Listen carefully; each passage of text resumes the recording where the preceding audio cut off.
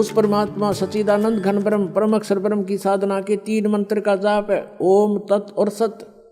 ओम तो ब्रह्म का, तत् ये सरपुरुष का सांकेतिक है, वो अलग मंत्र है, और सत ये परम अक्षर ब्रह्म का है, परम अक्षर पुरुष का है। ये मंत्र भी गुप्त है, ये दास दे सकता है, इस पृथ्वी पर किसी को अधिकार नहीं है उस नाम के देने का, ना ही उसको वो परिचित है कोई। और यदि मुझ दास से प्राप्त करके ये मंत्र कोई स्वयंभू संत बनकर किसी को गुमराह करने की चेष्टा करता तो अधिकारी नहीं है, उससे भी आपने बचना है, औरों को भी बचाना है कि ये बिल्कुल झूठ बोल रहा है, नकली पासपोर्ट बना रहा है। और फिर जीवन अंत के समय जब तुम्हारा जीवन अंत होगा तो सतलोक जाने की तैयारी होगी, फिर उस पासपोर्ट की पहचान होगी ऊपर ये अधिकारी था कि नहीं जिसने तुझे नाम दिया, तो जीवन नष्ट हो चुका होगा, फिर कुछ नहीं बात बनेगी। पहले सावधान होना है। तो ये क्या बताया है कि सभी ने, जो भी संत हैं या परमात्मा आए थे, उन्होंने जो साधना बताई यथार्थ, और जिन महापुरुषों ने भगवान पाया उन्होंने हठ योग नहीं किए, 2.5 घंटे सुबह 2.5 घंटे शाम साधना नहीं की, उन्होंने तो चलते फिरते उठते बैठते अपना कर्तव्य कर्म करते करते परमात्मा की भक्ति का विधान बताया, जो सभी सद्ग्रंथ और संत इसी को प्रमाणित करते हैं। तो इसलिए परमात्मा ने स्वयं आकर के ऐसा जीवन जी कर दिखाया कि ऐसे रहोगे तो मैं तुम्हारे साथ होऊंगा, और भगवान साथ हो गया तो फिर क्या नहीं कर सकता। अब परमात्मा हमारे साथ होगा, और सभी कहा करते हैं कि भगवान ना रूठना चाहिए, संसार वैसे कर रूठ जा, रूठो जग सारा, रूठो ना भगवान हमारा। तो परमात्मा को प्रसन्न करने के लिए हम साधकों ने प्रयत्न करना है, और किस तरीके से भगवान राजी हो, किस तरीके से किस विधि से भगवान प्रसन्न हो, हमने वो सारे तरीके अपनाने पड़ेंगे अपने प्रभु को प्रसन्न करने के लिए। तो वो तरीके स्वयं परमात्मा आकर बता के गए। एक तो छल कपट नहीं करे, चोरी ठगी जारी नहीं करे, किसी की आत्मा नहीं दुखा अपने स्वार्थवश, और भी मन कर्म वचन से भी किसी को दुख नहीं दे। तुमने उस दरगाह का मैल नहीं देखा, धर्मराज के तिल तिल का लेखा।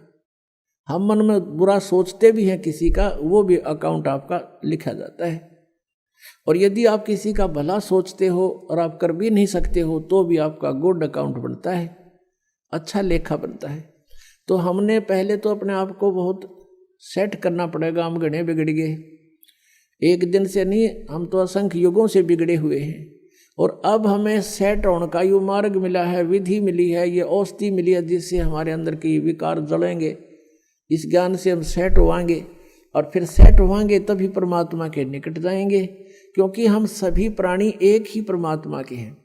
चाहे हाथी है, चाहे चींटी है, राजा है या रंक है, हिंदू है, मुसलमान या सिख या ईसाई है, इस काल ने हमें भ्रमित करके अलग अलग बना दिया। हम अलग हुए क्यों करें? क्योंकि हमने भगवान की चाह है, हमने भगवान पाने के लिए ही हम मुसलमान बने, परमात्मा पाने के लिए हम हिंदू बने, भगवान के लिए हम सिख बने, भगवान के लिए हम ईसाई बने, क्योंकि ईसा जी के वचनों का अनुसरण करने वालों को ईसाई कहने लगे। तो हम इसलिए अलग अलग हुए। अब हम बुद्धिमान हैं, पहले तो हम एक व्यक्ति पर आश्रित थे, किसी संत गुरु पर, उसने जो बता दिया हम सही मानते थे। अब हमारे सभी सदग्रंथ और जिन महापुरुषों ने परमात्मा पाए उनके विचार ये बताते हैं, और उनके सब एक मेल खाते हैं। तो हमने अब उन भ्रमित वचनों को छोड़ना पड़ेगा, चाहे वो हिंदू धर्म के हैं, चाहे वो ईसाई धर्म के हैं, चाहे वो मुसलमान धर्म के या सिख धर्म के हैं, जो शास्त्र प्रमाणित नहीं है, उनको त्यागना पड़ेगा, और तभी हम भगवान के निकट जा सकते हैं।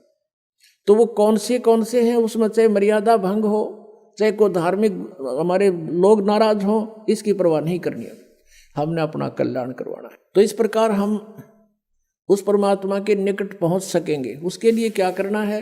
उसके लिए भगवान ने स्वयं आकर के हमें यही बताया है कि मैं जो रिहर्सल करके दिखा रहा हूं, तुम ऐसे रहना। अब परमात्मा ने क्या क्या लीलाएं की। साईं इतना दीजियो जा मैं कुटुंब समावे, हम भी भूखे ना रहें, अतिथि न भूखो जावे। यानी जो भक्ति हम करते थे, जो साधना हम करते थे, कि किसी ने भी कैसे ही बता दिया हम उसी तरह करने को तैयार हो जाते थे। अब प्रसंग चल रहा था कि ये सुबह 2.5 घंटे, शाम में 2.5 घंटे बैठने का विधान ये संत मत का नहीं है, ये तो हठ योग है। और ये तो हजारों वर्ष करके देख लिया, इससे कुछ भी ना मिल रहा। और कहते ध्यान लगाते हैं, ये नकली पंथ वाले कहते हैं हम सीधा त्रिकुटी पर जाते हैं, और त्रिकुटी यहाँ नहीं है, त्रिकुटी इसके पीछे है, इस बैक साइड में। और कहते हैं त्रिकुटी से हम सीधा ऊपर को चलते हैं। ऊपर कहाँ जाओगे तुम? न सतनाम का बेरा, ना सतलोक का बेरा। सतनाम को कहीं तुम स्थान बता रहे हो, और सतनाम को कहीं सतपुरुष बता रहे हो। और सतनाम तो जड़ है सारे मार्ग की। सतनाम 2 अक्षर का मंत्र है, इस जिसमें एक ओम है, एक तत् है। तत् वो सांकेतिक, ये दास बताएगा, जो जिनको सतनाम प्राप्त है 2 अक्षर का, वो श्वास उस श्वास से उसका सिमरण है, तो वो सतनाम है। इनको सतनाम कहना, मेरा नाम दे, ये 5 ओंकार, रंकार, ज्योति निरंजन, ये तीनों काल के सर्व में।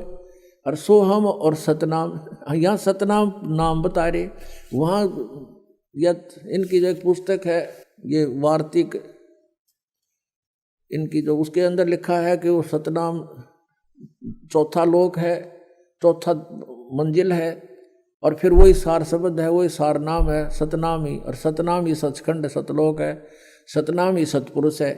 अरे झूठा ज्ञान और ध्यान कहाँ लाओ तुम? ये बाद विदा चतुराई, तुम्हारा ज्ञान यूजलेस है, तुम ध्यान कहाँ लगा रहे हो? तुम्हारा थ्योरी गलत है, प्रैक्टिकल क्या करोगे तुम?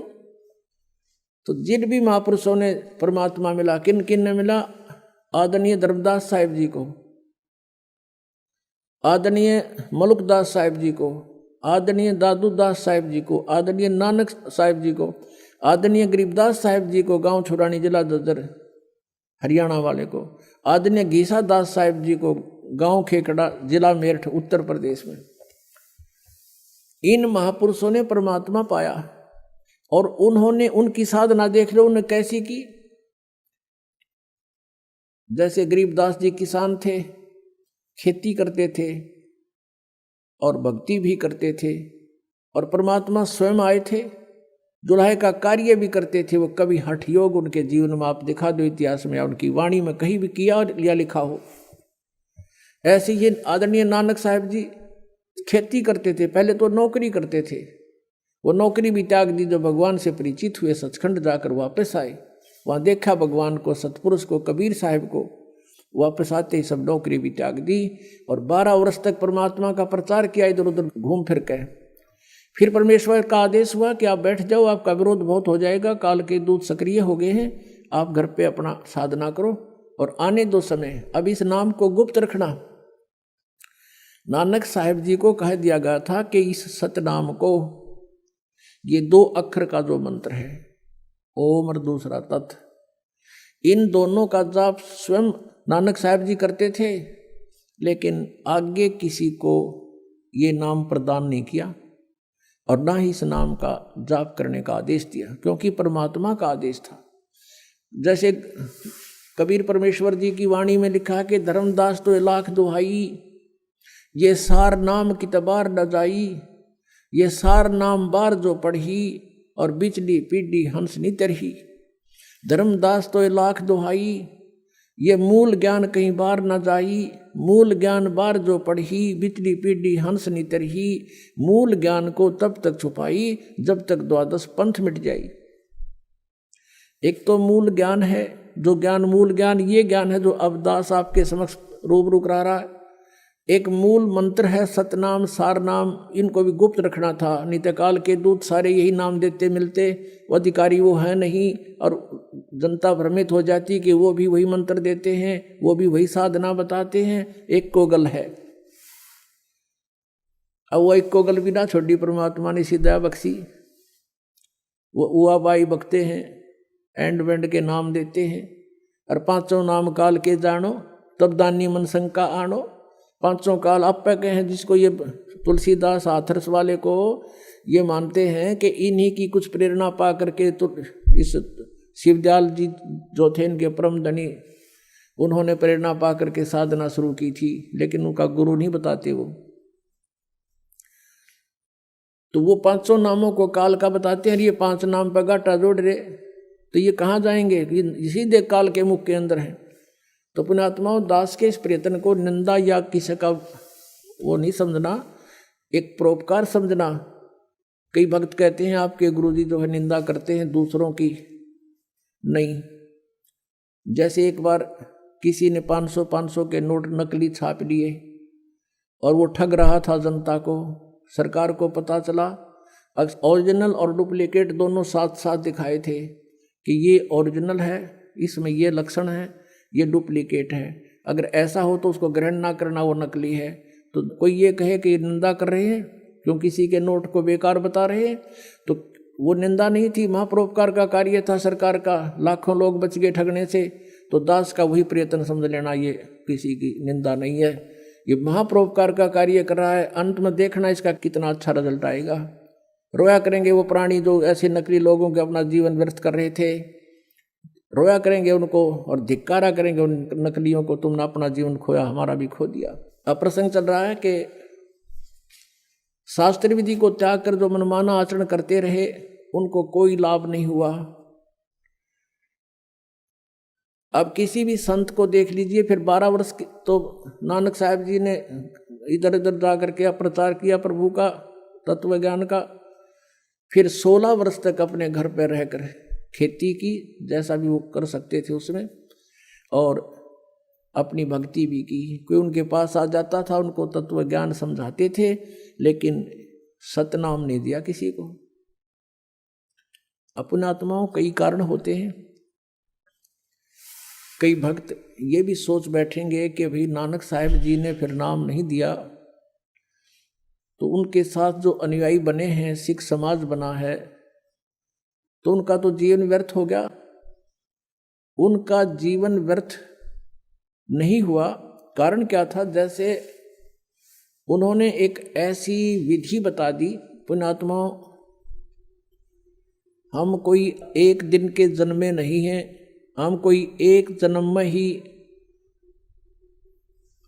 इसी जन्म में हम ये दुख या कष्ट नहीं भोग रहे हैं, असंख्य जन्मों से हम कष्ट उठाते हुए आ रहे हैं, असंख्य जन्मों से।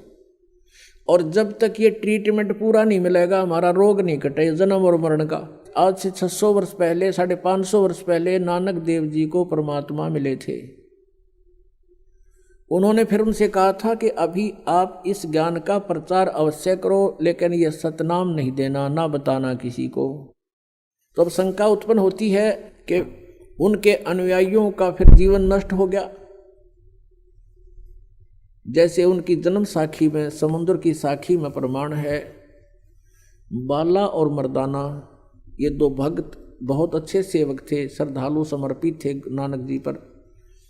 तो आदरणीय नानक साहब जी के साथ ही रहते थे। उनके सतलोक गमन के उपरांत जो द्वितीय सेकंड जो अधिकारी हुए नानक साहब जी के, वो अंगद देव थे।